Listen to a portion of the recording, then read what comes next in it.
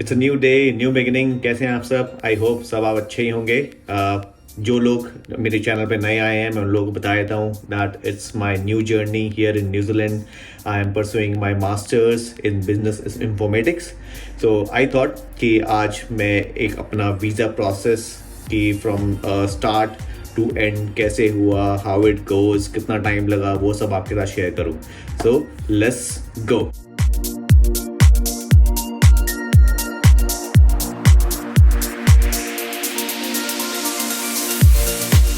अपना visa process. Okay, so once again as you all know, मैं यहाँ पे अपनी स्टूडेंट वीज़ा पे आया हूँ। I am pursuing my masters, that is a level 9 course which is the top most course as of now apart from the PhD, जो कि doctorate होती है। तो वो मैं यहाँ पे परस्यू करने आया हूँ and after that I will be, if luckily I will find a job, then मैं वो परस्यू करूँगा। बट एज अ नाउ अभी तो अपना जो स्टडीज़ है दैट इज़ लेवल 9 कोर्स, वो कंप्लीट करने में लगे हुए हैं। सो या एक पूरा प्रोसेस अपने स्टडी वीज़ा, स्टूडेंट वीज़ा कैसे लिया, कितना टाइम लगा, उसी के ऊपर रिवॉल्व है। पूरी वीडियो उसी के ऊपर रिवॉल्व है। So I think yes, many of you must be feeling that वो बहुत ज़्यादा ट्रिकी होगा, बट नहीं, मैं इसको बहुत ही शॉर्ट एंड क्रिस्प रखूँगा। जितना भी टाइम मेरे को लगा मैं आपको क्विकली वो। सो येस, क्विकली हम लोग स्टेप बाय स्टेप फॉलो करते हैं। लाइक मेरा कैसे, मैंने कौन से डेट पे अपना वीज़ा अप्लाई करा था एंड कितना टाइम लगा, कब मेरे को AIP आया, व्हाट ऑल डॉक्यूमेंट्स मुझको like we were required at that time, क्या क्या हमने सबमिट करा। So all those things will be there in this video.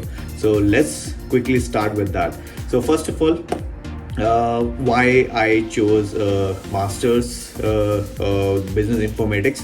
So that is the main thing that totally revolves this totally revolves on your back experience, your education, the earlier education that you had, उस पे बहुत matter करता है।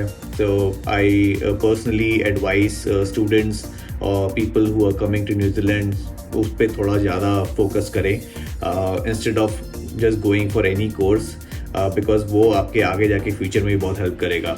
and that too if you will be applying for PR and all those things, it will help you a lot. so वो एक बहुत ही major factor है before visa apply करने से पहले, कि आप पूरा स्टडी करें, आप पूरा अपना उसमें रिसर्च करें कि which program I should be enrolling in. So वो एक, अगर आप उसमें थोड़ा टाइम लगा सकते हैं तो प्लीज़ डू दैट। सो मैंने masters in business informatics choose करा बिकॉज मेरी the early education was in IT and मेरा पूरा एक्सपीरियंस IT में है। सो बिकॉज ऑफ दैट ये वाला प्रोग्राम मेरे लिए बहुत सही था, अप्रोप्रिएट था। एंड दैट टू जो मेरे इमिग्रेशन कंसल्टेंट पूरी टीम थी, उन लोगों ने भी मुझे सजेस्ट करा that you should go for this programme. So yes, so that is how I chose masters in business informatics. तो जैसे कि मैंने आपको बोला कि you should absolutely give more time in choosing the program. तो उसके लिए थोड़ा रिसर्च करें। You can go to immigration consultant website, you can go to New Zealand website. There are a lot of places where you can get those information. आपको बहुत सारी fruitful information मिलेगी which will actually guide you how you have to choose or which program you have to choose. So please do that. Once again I'm telling you because ये main part है before applying anything, before applying any visa, before applying for any program. Okay, so after choosing the program, the appropriate program for you, उसके बाद comes the next step. That is the fees, the structure, the university where you are applying, because वो बहुत matter करता है। Because at the end we don't want to go for higher structured program और जहाँ पे बहुत ज़्यादा fees लग रही है, बिकॉज आप इंडिया से या कहीं से भी न्यूजीलैंड मूव हो रहे हैं टू अ डिफरेंट कंट्री, तो वो एक बहुत ही मैटर करता है। Because we have to survive and we have to pay our college fees और university fee as well. So वो भी थोड़ा ध्यान दें। तो मेरे केस में एज आई टोल्ड यू, जो मेरी इमिग्रेशन कंसल्टेंट टीम थी, आफ्टर चूजिंग द प्रोग्राम उन्होंने मेरी बहुत हेल्प करी in selecting the right appropriate university. So once you are done by selecting the right programme, right university, right college, आपने सब कुछ अपना देख लिया है, कितना फीस लगने वाली है, कितनी ओवरऑल एक्सपेंस होने वाला है, then come the third step, that is your collecting all the documents, majorly passport, your proof of funds, your medical exams, your police clearance, your offer letter from the university and all those things. So ये अब main part start होने वाला है. And don't worry guys, it will be very easy but it is time taking, because थोड़ा time तो लगता ही है. इतने सारे डॉक्यूमेंट्स को इकट्ठा करना, उनको सब एक one by one you have to submit it to the immigration team, to the college as well. So ये सब आप पहले अगर इकट्ठा करके रख ले तो it will be easy for you. So first step ये था कि आपको अपना ऑफर लेटर चाहिए, that is from the university और the college where you applied. So उसके लिए you just have to provide your earlier experience documents और एजुकेशन डॉक्यूमेंट, जो कि आपके 12th and after that if you are graduate, आप masters के लिए अप्लाई करें तो आपको ग्रेजुएशन डिटेल्स एंड एवरीथिंग. सो आप वो कॉलेज को भेजते हैं and then you will get the offer letter, which is not the proper offer letter because वो कंडीशनल ऑफर लेटर होता है. एंड वो आपको hopefully within a week और 2 वीक वो आपको मिल जाता है. So and I must say guys, it's better to go for a certified immigration consultant, because मेरे केस में उन्होंने बहुत ज़्यादा हेल्प करी, पूरी टीम ने बहुत ज़्यादा हेल्प करी है, because I was not aware कि कैसे कहाँ से स्टार्ट करना है and what all documents I will be required. So वो सब नहीं पता होता, तो is better to go with the certified immigration consultant. And आजकल तो बहुत सारे हैं, and I will also mention the name in the description box, so that अगर आपको कोई हेल्प चाहिए तो आप उनसे बात कर सकते हैं. But yes, that is also one of the that plays a major role actually in the visa. So after gathering all the documents जो मैंने अपने consultant team को forward करे, the major or I can say the main filing or the main thing start in the month of March. So month of March में हम लोगों ने discuss करा कि okay, I have to file the student visa for New Zealand. And from that time, by providing all the documents one by one, जैसे कि मैंने आपको बताया, your educational background details, your passport details, and even your birth certificate details, all those things, minor details, वो सब मैं description में mention कर दूंगा कि what all documents are required. तो वो सब सबमिट करने के बाद I got my AIP. Fortunately I got my AIP in the month of June. And yes, आप लोगों को लग रहा होगा इतना टाइम लग गया, but I think that is the nominal time. इतना टाइम लगता ही है बिकॉज इमिग्रेशन वो थॉरली चेक करते हैं सारे डॉक्यूमेंट्स आपके. सो आई थिंक वो थोड़ा जल्दी आ गया था मेरे केस में, मुझे ऐसा लगा. आई don't know whether that is fast और नॉट. अगर आप लोगों को और से भी जल्दी आ गया होगा तो please do comment in the comment box, so at least the other we will get to know. So 26th of June is the time when I got my AIP and I was really happy. मैं seriously आपको एक story, मतलब it's not a story जो कि मेरे साथ हुआ. We were eagerly waiting for the AIP, कब आएगा कब नहीं आएगा, बिकॉज वो टाइम सबसे बेकार होता है, बिकॉज सारे डॉक्यूमेंट्स आपने दे दिए होते हैं एंड यू लाइक सब लोग यही सोच रहे होते हैं कि यार आएगा नहीं आएगा. बिंग वाला एक जो टाइम होता है ना, वो आई थिंक मेरे पॉइंट ऑफ व्यू से तो मुझे बड़ा बेकार लग रहा था, बिकॉज उतना वेट नहीं हो रहा था. बट तो जैसा कि मैं आपको बता रहा था कि मेरा फाइलिंग प्रोसेस हुआ था in the month of March. Like we started the process in the month of March and 3rd June को हमने अपने सारे डॉक्यूमेंट्स फाइल कर दिए थे. एंड उसके बाद जो मेरा AIP आया था वो आया था 26th of June. Yes, so it took around 23 days almost. And after that, after AIP आने के बाद, सारी रिसीट भी सबमिट करने के बाद, I got my E-Visa in the month of July, that is 8th जुलाई. तो ये टाइम था पूरा जितना टाइम लगा. अब आप लोग बता सकते हैं अगर किसी का इससे कम लगा हो, ज़्यादा लगा हो, please do comment in the comment box. Once again वो सब हमारे व्यूअर्स के लिए बहुत फ़ायदेमंद रहेगा. इवन मेरे को पता लगेगा कि वेदर मेरा जल्दी आया था या लेट आया था. So please do so guys. Actually मेरे को उससे एक दिन पहले ही जब मैं like I was sleeping I got a dream that कि शायद आज तेरा या कॉल आएगा या कुछ आएगा and you will get that.